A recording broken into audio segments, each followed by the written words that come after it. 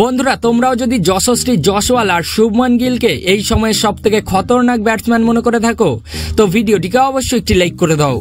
বন্ধুগণ, ইংল্যান্ডের বিরুদ্ধে তৃতীয় টেস্ট ম্যাচের চতুর্থ দিনে যশস্বী জয়সওয়াল 3 বলে 3টি ভয়ঙ্কর ছক্কা মেরে গড়লেন ইতিহাস।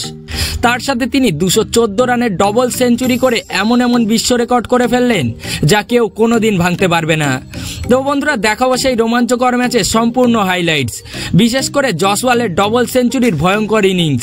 তাই বন্ধুরা ভিডিওটা পুরো শেষ পর্যন্ত দেখো। কিন্তু তার আগে ক্রিকেট সংক্রান্ত আর IPL এর সমস্ত লেটেস্ট নিউজ সবার আগে পাওয়ার জন্যে ভিডিওটিকে ঝটপট একটি লাইক করে আমাদের চ্যানেলটিকে অবশ্যই সাবস্ক্রাইব করে নেবে।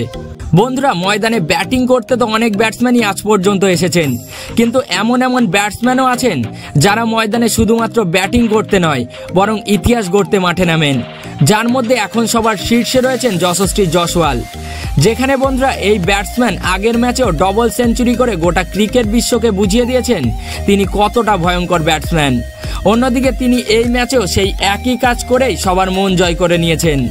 জানিয়ে রাখি বন্ধুরা, ইংল্যান্ডের বিরুদ্ধে তৃতীয় টেস্ট ম্যাচে যেখানে ভারতীয় ক্রিকেট দল সবার প্রথমে ব্যাটিং করতে নেমে 445 রানের বড় টার্গেট দিয়ে দেন ইংল্যান্ডের মতো টিমকে, কিন্তু তারপর সেই রানের জবাবে ইংল্যান্ডের টিম শুধুমাত্র 319 রানই করতে পারেন।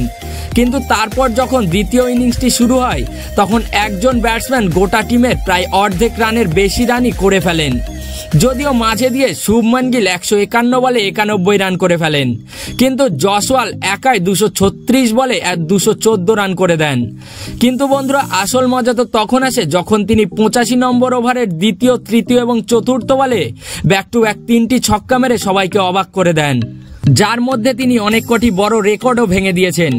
যেখানে তিনি সবার প্রথমে একটি টেস্ট সিরিজে 500-এরও বেশি রান করা খেলোয়াড়দের তালিকায় নিজের নাম সবার ওপরে করে নিয়েছেন।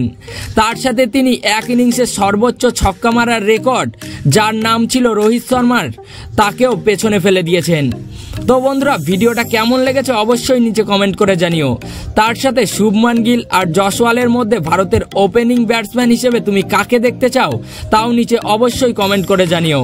আর আমাদের চ্যানেলটিকে সাবস্ক্রাইব করতে একদম ভুলো না।